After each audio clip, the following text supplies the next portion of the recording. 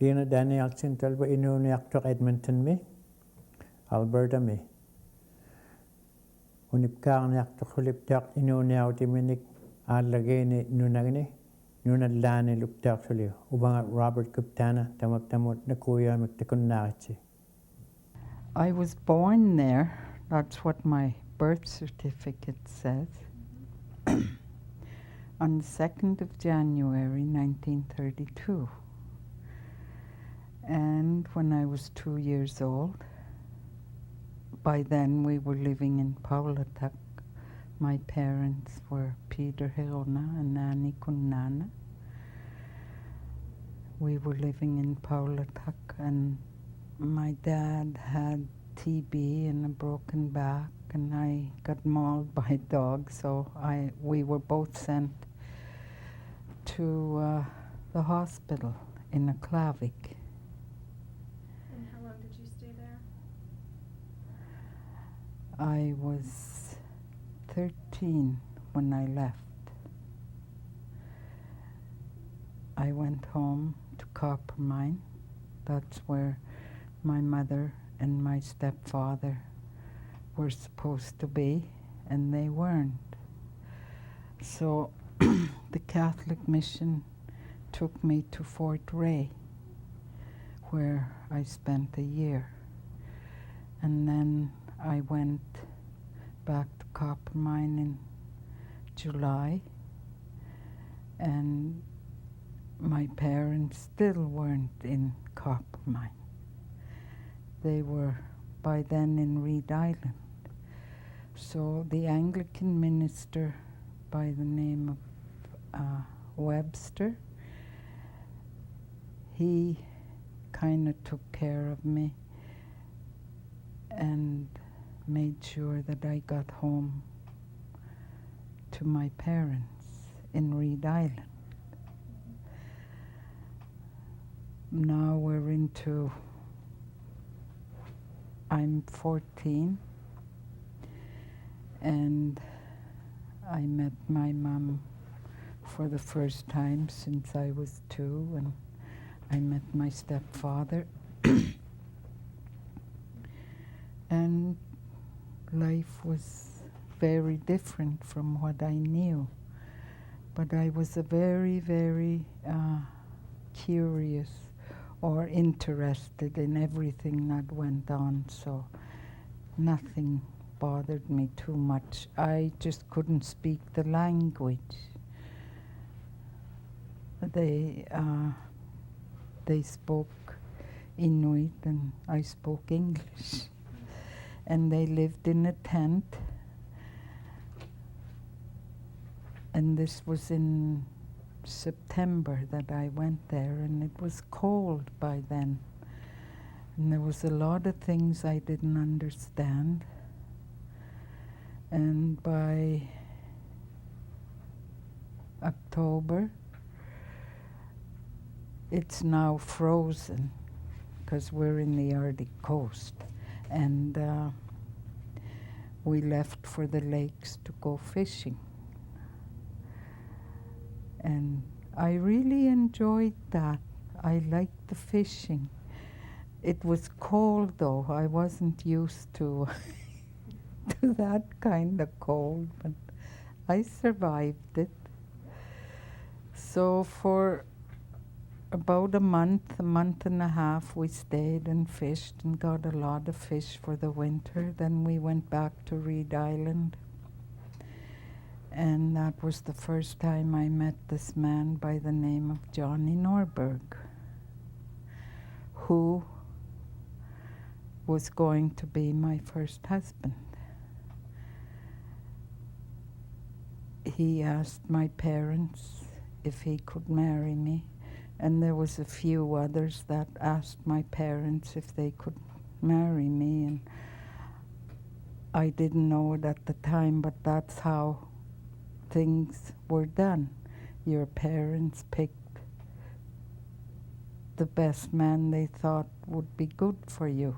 And I was always thankful to my stepfather for saying to my mother, you know, Johnny would be good for her. He has a house.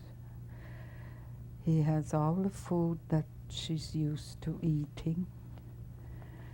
And she might have a better life with him. So that's who they said I had to marry.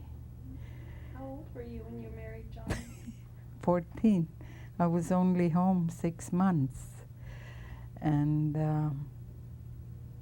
I was given to him. What was that first year like? There was a lot of learning.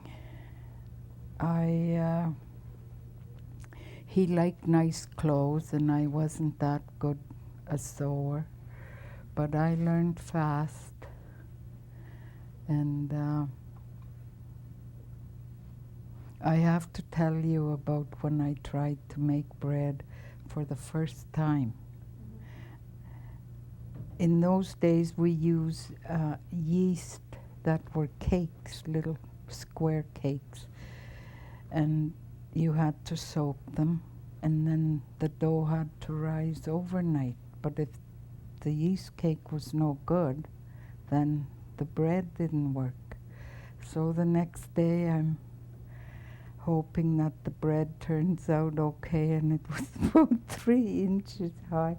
I took it out of the oven after I cooked it and hid it.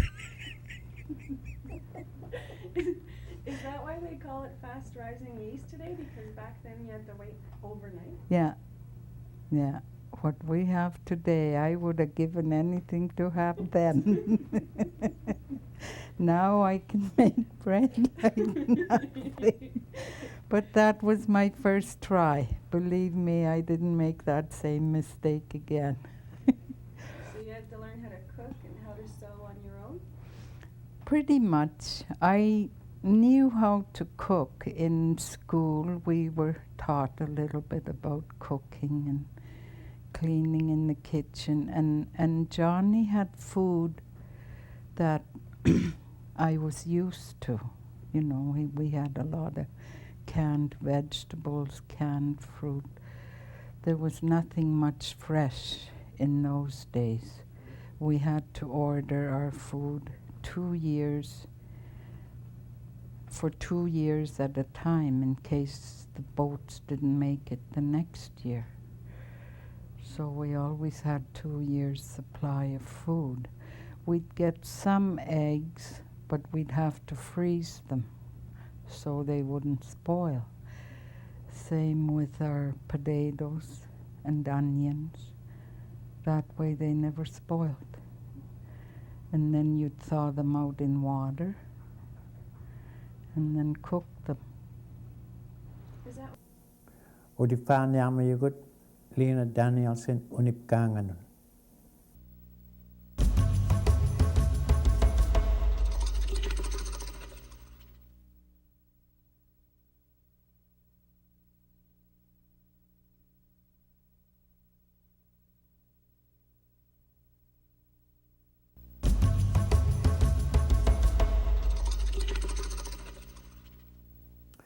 Udifaktagut Lena Danielson unipkaktanganun.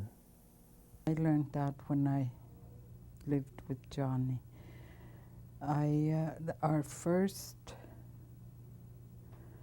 The first time I went on a trap line, I had no idea what was going to happen, but he was a very good teacher, very patient. And Johnny never used snow to cover his traps. He used cloth, and cloth never snowed over. With snow, if it drifted, then it would get too thick, and the foxes would step on it and never get caught in the trap. But we set about 1,200 traps. We were gone for over a month. You get up about 5 in the morning. You wake up about 5 and make coffee on a Primus stove. You ever seen a Primus stove? Yeah. Not a gas stove. No, I'm just kidding. Yeah, I've seen a primer stove. We'd make our coffee, and then we'd have bacon. Everything was sliced before we took it with us. Same with, we'd cook beans and then freeze them very thin so that they thaw out, you know, quite quickly. And we'd cook some bacon, and then in the bacon grease, we'd fry the pilot bread. Oh, that was good. That was a good breakfast. Yeah. Still eat hardtacks? Oh, yes, I love hardtack. Me too. They're good toasted too. Oh, I didn't know that. I like them fried in bacon grease. So now we've had our breakfast. We get our blankets and we used to sleep on caribou skins. That was nice and cozy. We'd roll them up in the blankets, load them in the sled, load the sled all up with everything. Then we'd harness the dogs. And he says, the leader will stop when he knows where the trap is that I set last year. So this is all new to me, and the leader would do that. So then he'd show me how to set a trap and help me, and we did this all day. We'd stop for tea breaks, or what you call lunch, I guess now. And then we'd go until it was just about dark. Then we'd put the tent up, bring in all the blankets and whatever else we needed for cooking and the food. Then before we ate ourselves, we'd make sure the dogs were fed. Always do that. Always feed the animals first. Then after that, we'd have our supper. We'd usually have beans and bannock. And the bannock you make for the trap line, you make it very rich so that it doesn't freeze so solid. Yeah, lots of sugar, lots of lard, raisins. You don't need butter on it. Then we'd go to sleep. Sleep was very welcome because you've been up since 5 o'clock in the morning. And we'd do that for a whole month. Well, this was just setting them, coming back.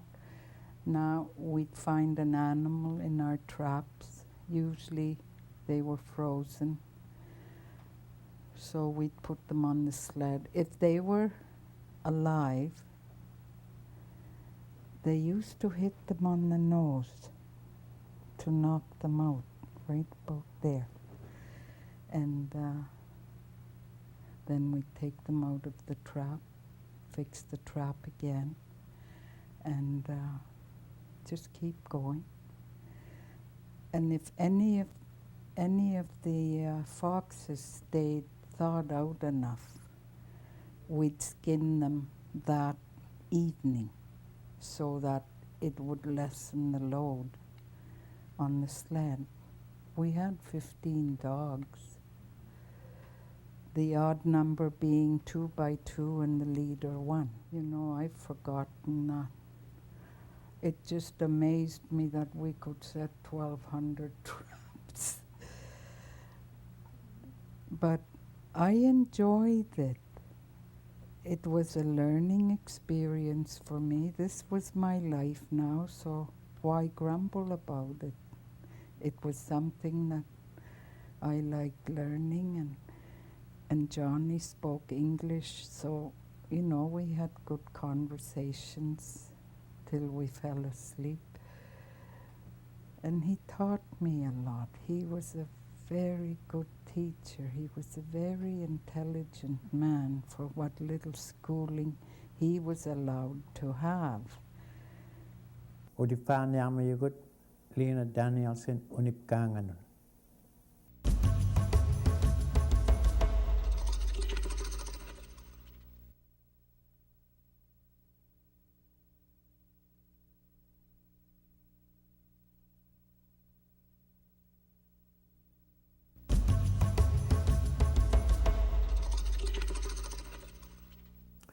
Udifaktagut Lena Danielson unikaktanganun.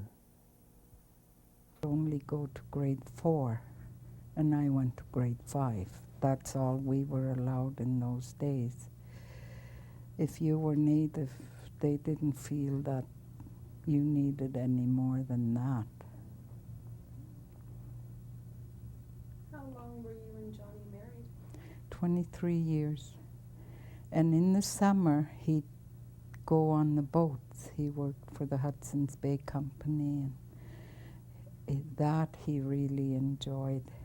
Yeah, he loved going from here to there. He'd go from Reed Island to Tuck and then back. We had 9 children, 5 boys and 4 girls. And I had my first and last in a hospital. The 7 in between I had with midwives. And that was the easiest way to have babies.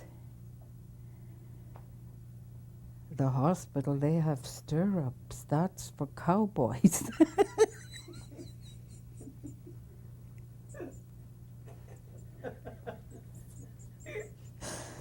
That's what I told them. I was very uncomfortable.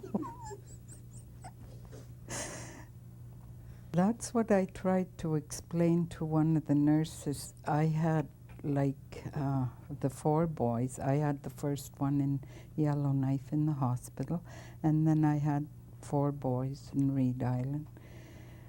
And the midwife that I had was a young woman, and when she knew the pains were getting closer, she'd get everything ready on the floor. And when you told her that the pain was really bearing down, from behind, she'd take you and put her arms here, and she could feel the baby and push. And that was yours, because they could feel when the pain came, your stomach got hard. And that's when they helped you to bear down. How come white man never learned that yet? 'Cause that is so easy. Those 4 that I had with midwives were very, very easy births. And who were the midwives? Were they I only had 1. certain A lot things of to do? people were midwives, but this one that I had, we just kind of clicked. We were friends, and someone had said she'd be very good to have as a midwife, and she was. I had 5 of them in Reed Island, or 4. 1 in Yellowknife, the first one, that was Gordy. And then, because it was time to get the kids to school, and we didn't want to send them to boarding school, we very, very reluctantly said that we should move to a place where there was a day school. And we moved to Tuck. Sometimes I almost wished we never had, because life got so different. Yeah, and you were closer to alcohol and things like that. Things that weren't a necessity, and they weren't good for you. But the first few years in Tuck were good. He trapped and hunted, and in the summer he went on the boats. One summer when he had to go on the boat, he had to leave a lot earlier than expected, and the house that he was building there was just a shell. But when he came back, it was finished. He walked in and he said, "Who did this?" I said, "I did. Who else?" Yeah, nothing to it. If the material is there and you're young enough and strong enough, you make do, you fish. I was fishing because we had dogs, made dry fish for our consumption as well as for the dogs. Didn't have 9 all at once. Oh. By the time I had 9, I was getting a little tired. I think by the time I had Joanne, which is my youngest, she's 37 now, I wasn't fishing anymore. Because by then Johnny had a job with NT year round. But I did miss the fishing, going out in a boat, looking after 10 fish nets and taking the kids with you. When you're young and you're strong, you don't feel like it's work. I used to miss doing craft work though, sewing, but I had time enough in the winter. Elbakawina ni TAMAPTA Lena Danielson. Ikpakiutak tamna nung hauta takunna fangnerike. Holiptorlo anikunuk yalonermiutang. Takunna katiging nermi titokole. Huwanga Robert Kuptana, tawag tamon, nakuya makinuluhe.